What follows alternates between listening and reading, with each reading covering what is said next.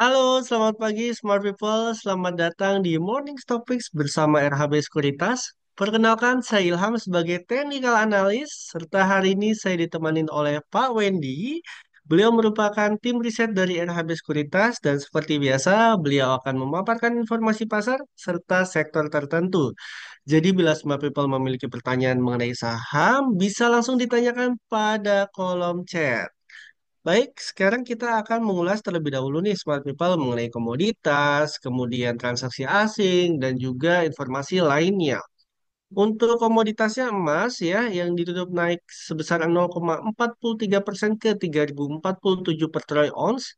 Ada emas per gramnya yang ditutup positif juga sebesar 1,02% ke 1.618.201 per gramnya. Ada silver yang terkoreksi sebesar 1,76% ke 34.205. Ada minyak mentah WTI yang ditutup positif sebesar 0,24% ke 67 per barel. Ada gandum yang ditutup koreksi sebesar 1,71% ke 567 dan ada nikel yang ditutup positif sebesar 0,82% ke level 16.377. Berdasarkan aplikasi RHB Trade Smart ID, untuk kemarin penutupannya ada 453 saham yang menguat, ada 285 saham yang melemah, dan ada 311 saham yang stagnan. Kalau kita ngomongin soal transaksi asing, ada net buy-nya dari saham Beratus sebesar 41 miliar, ada saham Astra Internasional sebesar 39,7 miliar, ada saham TPIA sebesar 27,8 miliar. Net sale-nya masih dari saham-saham perbankan ya, Smart People. Ada BBCA sebesar 540 miliar, ada BBNI sebesar 244 miliar, dan ada saham BBRI sebesar 173 miliar. Dari sisi sektoral ya, ada tiga sektor yang mengalami penguatan kemarin, yaitu sektor teknologi sebesar 9,59%, ada sektor energi sebesar 1,66%, dan ada basic material sebesar 1,18%. Sebagai informasi tambahan, untuk interest rate atau suku bunga ya, untuk BI rate dipertahankan di level 5,75%, dan untuk the Fed ya, juga dipertahankan kurang lebih di 4,5%. Itu untuk info-info komoditas transaksi asing dan info lainnya. Sekarang kita akan masuk ke market global ya, Dow Jones Index. Untuk penutupannya nih, Smart People, untuk Dow Jones Index sendiri ditutup positif nih ke level ke level 41.964 dengan kenaikan sebesar 0,92% dengan rentang pergerakan di 41.402 hingga 42.360. Nextnya kita ke indeks DAX yang ditutup koreksi ya sebesar 0,40% dengan rentang pergerakan di level 22.838 hingga 23.495 ya Smart People. Nextnya kita akan masuk ke IHSG. Sebelum kita berbicara mengenai IHSG secara dalam, kami ingin mengingatkan dalam jangka atau tren jangka menengah ya, IHSG ini masih cenderung bearish ya, Smart People. Kemudian kemarin juga ditutup positif sebesar 1,42% ya ke level 6.311-nya. Bila IHSG hari ini mengalami eh, pergerakan positif, ini akan menguji area resisten ya. Diingatkan area resisten ya di level 6.370 hingga 6.447. Namun dengan catatan, bila pergerakan IHSG hari ini kembali terjadi koreksi, dia akan mencoba menguji supportnya terdekat di 6.250 ya, karena pergerakan IHSG berada di level 6.311 ini di tengah-tengah lah ya, Smart People. Dan bila tembus dari 6.250, maka ada potensi ke level support berikutnya di 6.139. Kenapa sih ada positif dan juga negatif? Kita juga harus melihat dari sisi lainnya, yaitu mengenai pergerakan dari rupiah. Nah, untuk rupiah sendiri ya, Smart People kemarin ditutup melemah nih Smart People ke level 16.519, melemah sebesar 0,61%. secara teknikal analisis ya, untuk USD IDR atau rupiah ini resistennya di 16.570 ya, Smart People. Ya, kita doakan bahwa pemerintah juga mengeluarkan kebijakan-kebijakan yang bisa menstabilisasi dari pergerakan rupiah itu sendiri ya, menguat. Dan Smart People, kita akan masuk ke sesinya Pak Wendy. Silakan Pak Wendy untuk pemaparannya hari ini. Ya, terima kasih Pak Ilham.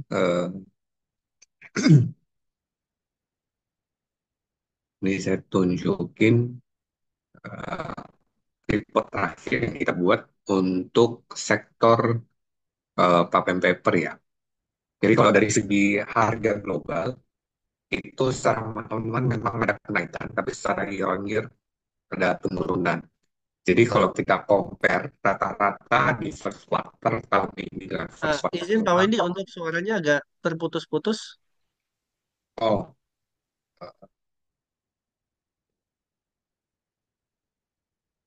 saya pakai.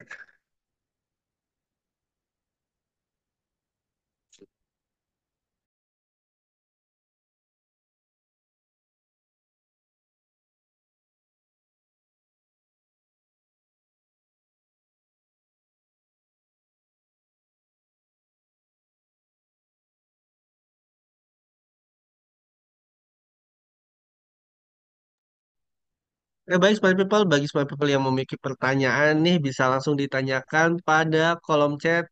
Mungkin saham-saham yang sedang dipertimbangkan untuk dibeli atau misalnya saham-saham yang sedang dimiliki sambil kita menunggu Pak Wendy. Pak Wendy udah aman? Ya, Pak Ilham udah jelas suara saya? Iya, siapa? Oke, jadi untuk kalau kita bandingkan kuartal 1 tahun ini dengan kuartal 1 tahun lalu, memang dari segi harga pulp itu ada penurunan. Eh, Mulai naik itu kalau kita lihat secara eh, month on month ya. Jadi kalau kita compare first quarter dengan 2025 dengan 2024 turun, tapi first quarter 2025 dengan fourth quarter 2024 itu ada sedikit kenaikan. Cuma dari segi view kita lihat ini masih neutral karena overall industri ini belum ada satu katalis kuat yang bisa ngedorong harga pulp itu naik karena mempertimbangkan beberapa hal. Salah satunya itu adalah soal trade war ya antara China dengan US. China itu kan memang salah satu negara yang bisa dibilang 30% dari global production baik untuk pulp maupun paper and packaging, 30%-nya consumption-nya itu dari China. Jadi kita bayangkan kalau misalnya dengan kondisi perang dagang yang makin tegang, tentunya ekspor US ke China itu ada potensi penurunan. Dengan potensi penurunan itu tentunya permintaan packaging untuk barang-barang yang dijual ke US itu kan pasti turun. Jadi logikanya seperti itu. Untuk beberapa bulan ke depan juga kita tidak expect ada kenaikan harga lagi karena harga pulp sendiri itu di bulan Januari udah naik $20, kemudian di Februari naik $20 lagi. Dari produser ada keinginan untuk mendorong kenaikan harga, tapi dari sisi buyer itu masih ada penolakan ya. Jadi kita expect sih first quarter ini resultnya untuk INKP maupun Tekim itu more or less itu agak flattish secara Q on Q, tapi secara year on year mungkin masih ada potensi penurunan. Tapi di second quarter ini ada potensi pemulihan karena harga kenaikan yang terjadi di first quarter ini itu akan ke-reflect di laporan keuangan yang second quarter nantinya. Kalau dari segi valuasi kita lihat baik INKP maupun Tekim itu sangat murah. Untuk INKP 3,2 kali PI, kemudian untuk Tekim itu 4,7 kali. Dibandingkan dengan peers globalnya dia yang dari Susano dan juga CNPC itu 5,6 kali, 10,6 kali. Kemudian kita juga lihat setelah efektifnya keluarnya INKP dari MSCI itu tekanan jual dari fund-fund MSCI itu juga sudah selesai.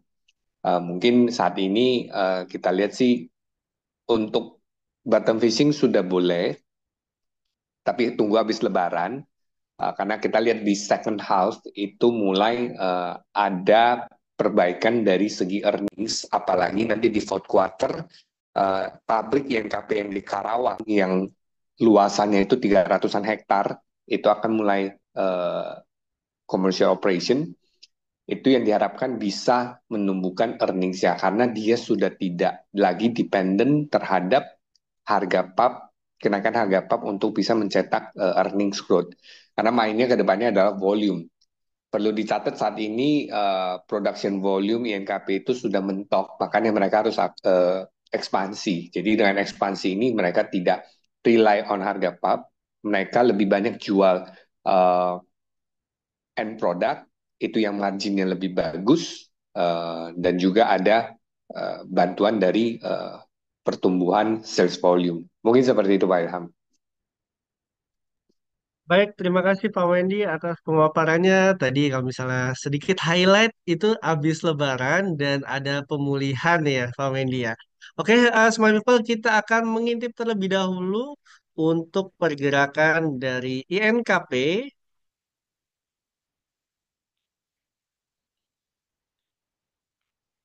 Nah, secara teknikal, Smart People untuk trennya ya, INKP jangka menengah memang masih cenderung mengalami bearish, namun penurunannya sudah mulai terbatas nih Smart People.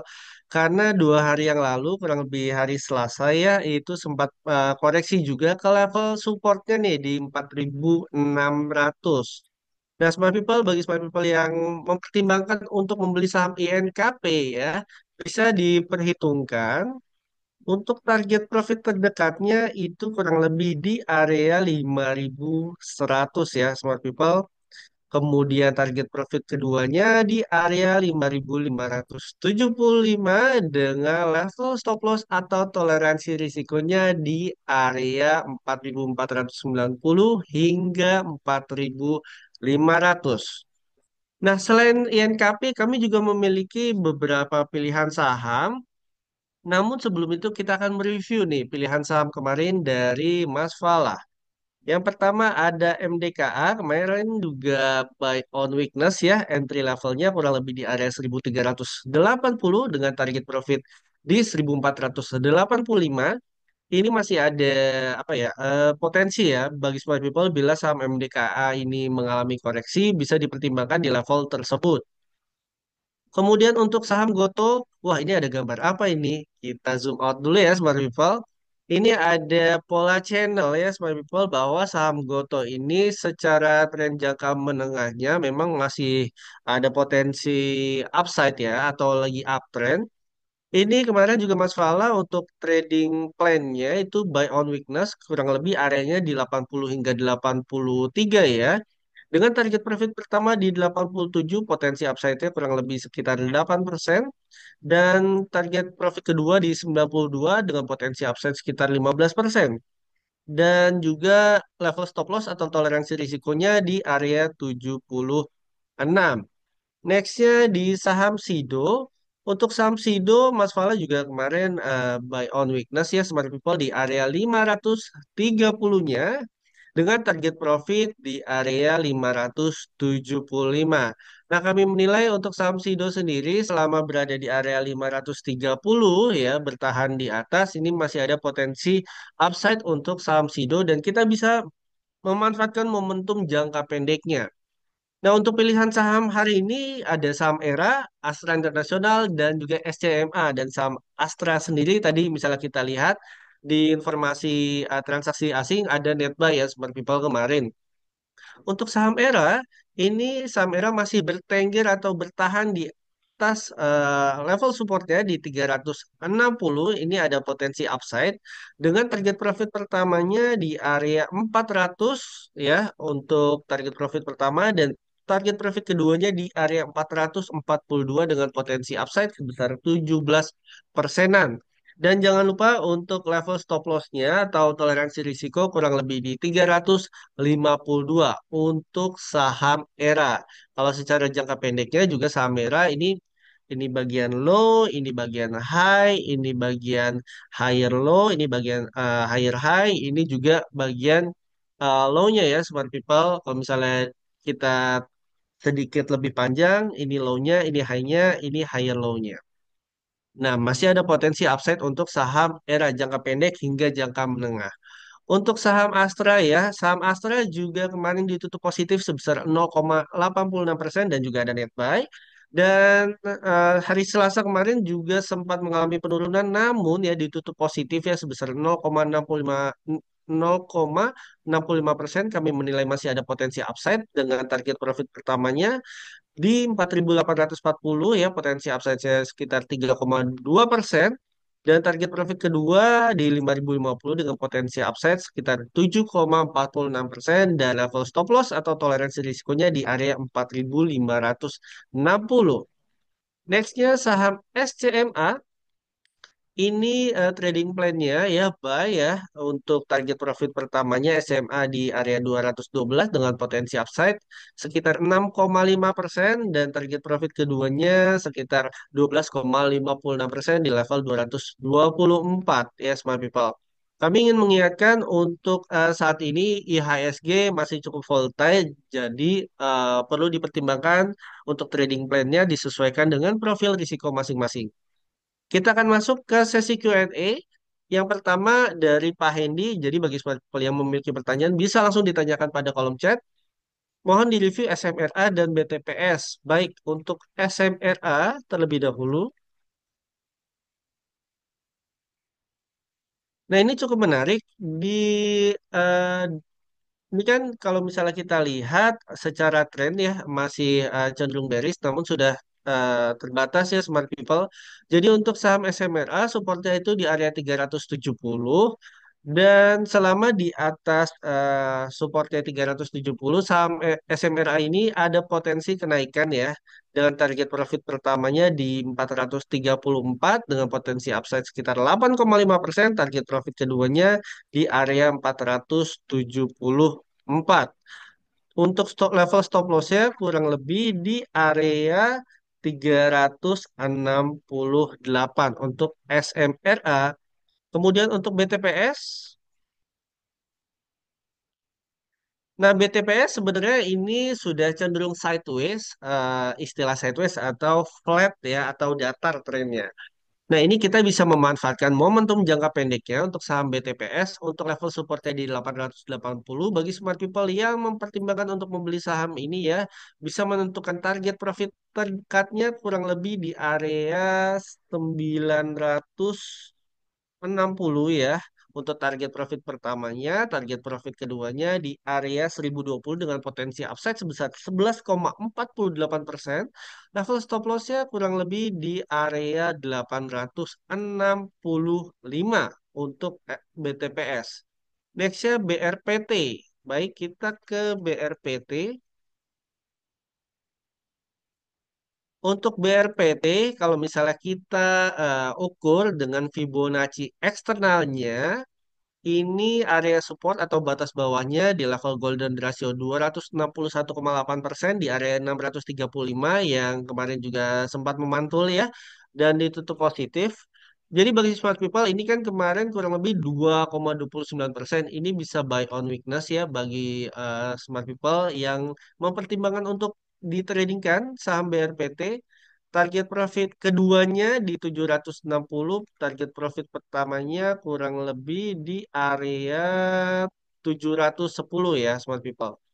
Untuk level stop loss-nya itu di area 610 untuk saham BRPT. Next-nya Adro, bagaimana Mas? Baik, kita intip saham ADRO.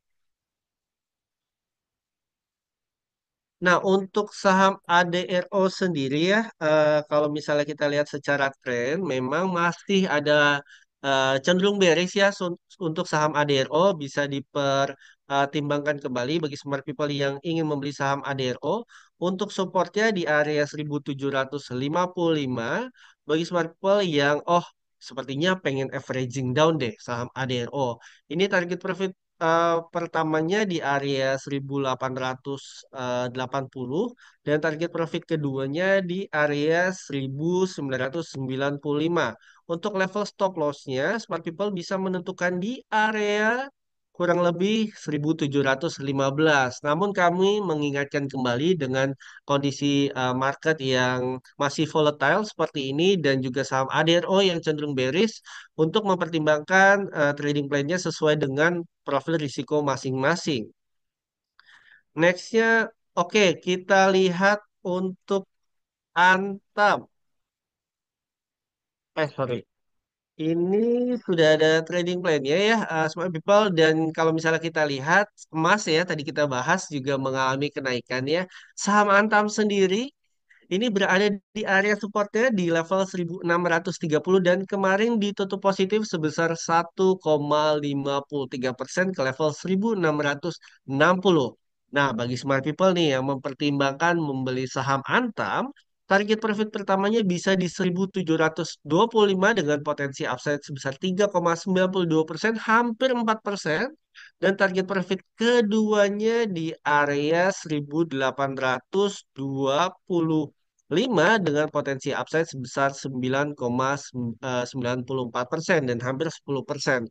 Kalau secara teknikal ya, ini saham Antam, ini level low-nya, ini level higher high-nya, ini higher low-nya, ini secara teknikal ada pola yang bernama, ini potensial ya, XABC ya. XABC itu ini X-nya sebentar kita gambarkan untuk pola XABC ini, sorry, ini kita dilihat dulu sebentar. Ini X, ini A, ini B, ini ini C. Kok B-nya di sini ya? Nah, C-nya di sini. Jadi targetnya adalah panjang dari X atau nol ke A sama dengan panjang dari B ke C. Ini potensial ya Smart People. Tapi tips lainnya adalah Smart People harus mempertimbangkan bahwa saham Antam ini bisa melebihi level 1685-nya terlebih dahulu ya, baru ada potensi ke level 1825. Nah, itu hint atau tips dan trik salah satu strategi dari technical analysis. Baik, smart people, sepertinya market dikit lagi akan buka ya. Bisa dipersiapkan untuk trading plan-nya. Terima kasih atas partisipasinya ya. Terima kasih juga atas pertanyaannya. Namun kami juga ingin mengingatkan bahwa ada promo menarik dari RDN Maybank yang berlaku sampai Maret 2025. Smart People bisa mendapatkan cash reward hingga Rp700.000 dengan cara membuka rekening baru menggunakan RDN Maybank. Smart People bisa menikmati komisi broker sebesar 0% untuk semua transaksi saham selama 30 hari pertama setelah membuka akun RDN Maybank. Khusus untuk nasabah baru RHB Sekuritas Indonesia yang bertransaksi melalui aplikasi. Selain itu ada promo juga dari Bank Panin yang bisa mendapatkan cash reward hingga Rp200.000 dengan cara membuka rekening baru menggunakan RDN Bank Panin. Sekali lagi, terima kasih atas partisipasinya dan terima kasih juga kepada Pak Wendy atas pemaparannya. Semoga informasi yang kami sajikan dapat bermanfaat dan bisa menambah pengalaman trading serta investasi bagi smart people semua. Ingin mengetahui informasi menarik lainnya soal saham? Tunggu episode selanjutnya hanya di RHB Sekuritas. RHB Trade Smart ID, easy, quick, smart.